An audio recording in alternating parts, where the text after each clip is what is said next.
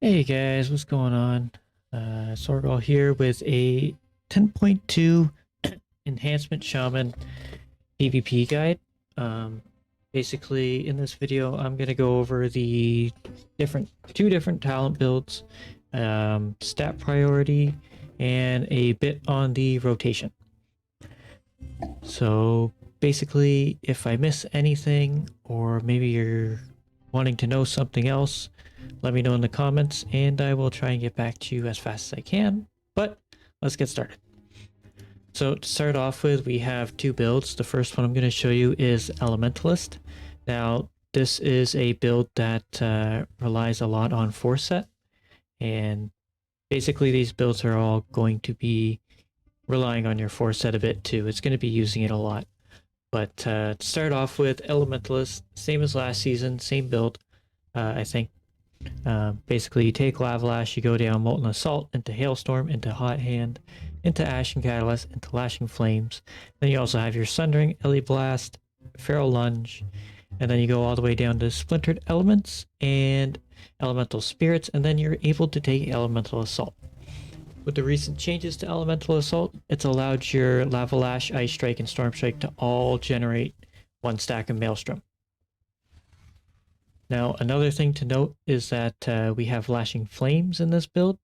Um, you want to try and at least keep two targets lashed if you can. Your primary target and maybe the target you're wanting to make your swaps on. It's very good. You might also notice we don't take Focused Insight. Um, I just find the healing is super weak. Uh, Even with the Focused Insight, I just don't find it effective enough to make it worth taking. Now, I could be wrong. It might just be me, but that's my thought on it. The left side of the tree is still the same. I'm not going to go too in detail or anything with it, so that this is basically what it's looked like for the whole season, I think. So we'll leave it at that. But for PvP talents, I typically run Burrow. I might switch it for Stormweaver, maybe, but very rarely. If we want to go full aggressive, I'll switch it for Shamanism or Static Field. For Grounding Totem, generally you have it as long as there's a caster in the game, unless it's an Affliction Warlock or possibly a Shadow Priest sometimes. I'll switch to Seasoned Winds. That will give you a massive damage reduction to the spellcaster. So every time you interrupt, you gain 15% damage reduction to that school, and it'll stack 3 times. But if you miss a kick, you will lose the buff just over the duration, because it only lasts 18 seconds, and your kick I think is 12 seconds. So you gotta make sure you're on point with your kicks also. Well, kind of, but yeah. If I'm fighting two melees, typically I will take Shamanism over anything else. If I'm in twos, depending on the map, if it's a melee like an Assassination Rogue, I'll take Unleash Shield and just push them off the edge, because, you know, the Z-axis is so much fun to deal with. But yeah, that's basically it. Ride the Lightning I generally have all the time. I don't often switch this. Very rarely. If I do, it would be for Static Field, but Ride the Lightning just adds so much damage to your kit, and it gives your Storm Strike a bit of extra juice too. So the other build is the Storm build, which you're most likely familiar with if you've played Enhanced the past few seasons. Basically, this revolves around smashing your Storm Strike button as fast as possible. So as you can see, we take Wind Fury Weapon, Forceful Winds, Unruly Winds, then we go into Doom Winds, and the new Tempest Strikes, Storm's Wrath, Storm Blast, and Primordial Wave, and then we have the usual Elemental Assault and Deeply Rooted Elements into Thorm's Invocation. Now, there are a few different variations. You could take Ice Strike, but with the new tier set, I'd recommend going with a Lava Lash and a Molten Assault. This allows you to spread your flame shocks around much easier and keep them active on the target. Basically what it does is every time you Lava Lash, you refresh your flame shock, but you also spread it to 2 additional targets. that allows your primordial wave to cleave a lot more when you use your lightning bolt. Again, frost switch has also been changed, but in this case we're not really using it because we don't do a heck of a lot of ice damage. Basically it's just there to reset your storm strike trigger. If you're not familiar with the changes to 10.2 on the enhancement tree, Wind Fury Totem has been moved, making it not mandatory anymore. If you do want to take it, you can, but I just find everybody kills it all the time, so there's really no point. Pharaoh Lunge has gone under Sundering, which makes Sundering a must-have, but it's also a must-have in PvP anyways, because it's Incapacitate, which causes you to interrupt a target for a second, which can lead to pretty powerful moments. Let's say a warrior is at 20% and he has Die by the Sword ready and waiting to be used. If you Sunder, he can't cast anything, so then you can basically, if you have your Primordial Wave active, so basically this combo would be Primordial Wave, Sunder, then Lightning Bolt, and he wouldn't be able to do anything. Doesn't even matter if he thought he could, but he can't. But yeah, that's the build. PvP talents are the same for this. You take Focused Insight just because there's an extra talent spot to use. If you don't want it, you could put it into Molten Assault if you want, or maybe Wind Fury Totem if you're feeling spicy. But yeah, that's it for talent builds. Like I said, this one revolves around Storm Striking as much as possible, and the other one revolves around Lava Lash and spreading it and Lightning Bolt and every other button that you have other than Storm Strike. So, but let's get into stat priority. So for Elementalist, you want to mass as much mastery as possible. As you can see, I have 57%. That'll go up a little bit. If your off pieces don't offer mastery, get haste. Haste is still really, really strong. It allows you to get your hexes off much faster, and it reduces the cooldown of all your spells because all your spells scale with haste. Still super, super useful. If you want to mass haste, it does work. It just means you won't be hitting as hard in a sense. Haste is much better for Storm. Storm's priority stat is haste, mainly because you just want to be smashing Storm Strike as much as possible, not dealing too much with anything else, and then mastery would be its off stat. For tier pieces, I like shoulders, chest, gloves, and legs, and the reason why is because the helmet comes with heavy crit with a bit of versatility, and crit has been nerfed so far into the ground in PvP that it's not worth taking on any class, even the critical strike mastery guys. So, like, I think Frost DK, Arms Warrior, they don't even take crit anymore. Just because it used to do, I think it used to be 200, but now it's down at 175 or 150. So it's really, really not effective. It really sucks now.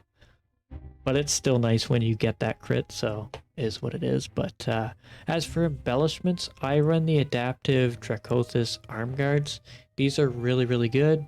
Upon taking damage, you have a chance to proc crit first, and then upon dealing critical damage, you have a chance to proc haste mastery. It's also flat haste mastery, which is our best stats in the whole thing, so it's better that way.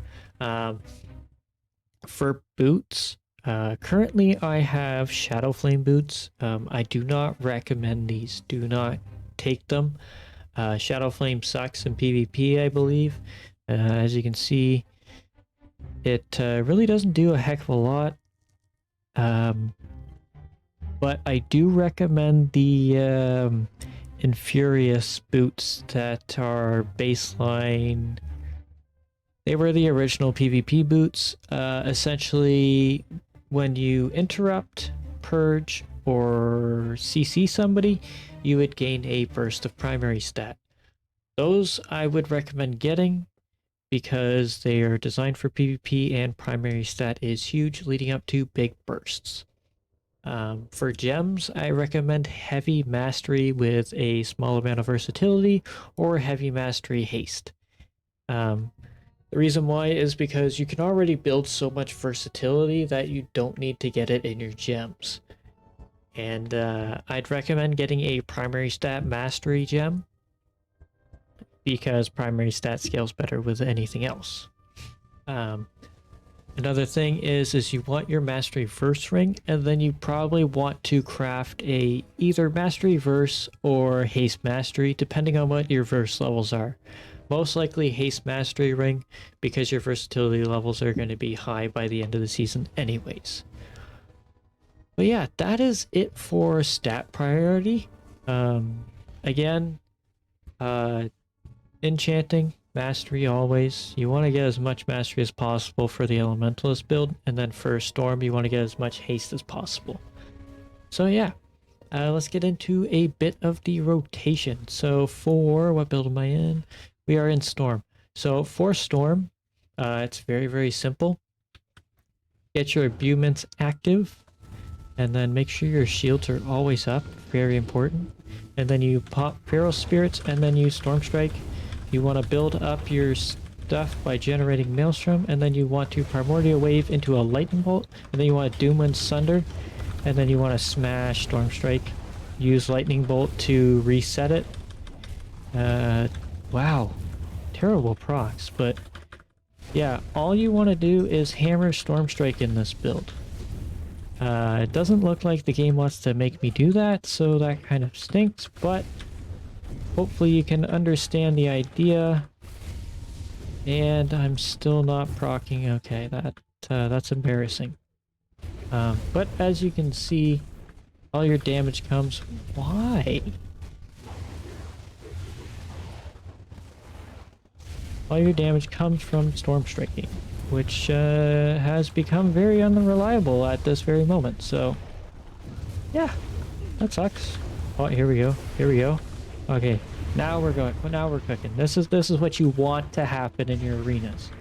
You want to just hammer this button so hard that your hotkey is broken by your end of your arena. That's how much you want to be spamming this button. That's what you're hoping for. But yeah, so that is it. So every time you Storm Strike or trigger a Storm Flurry even, you cause a Tempest Strike, and you also cause a Storm Blast. Now Tempest Strike is flatline damage from nature with the way it is designed. And Storm Blast is based off of how much damage your Storm Strike deals.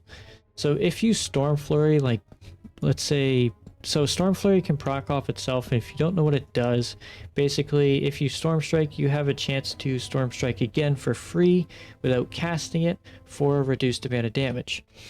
That can trigger off of itself. Hypothetically, it can go for an infinite amount. I've never seen that happen, but I have seen it go really hard during Doomwind sometimes. But basically, the more you proc it, the less damage it deals, so that means both Storm Blast and Storm Strike are going to be doing a bit less damage, but your Tempest Strikes are going to keep up with that damage. So Tempest Strikes will never change. But on to what I consider the best build for this season so far. This relies heavily on your tier set. Once you get 2 set, you can start using this build. You could probably start using it without tier set.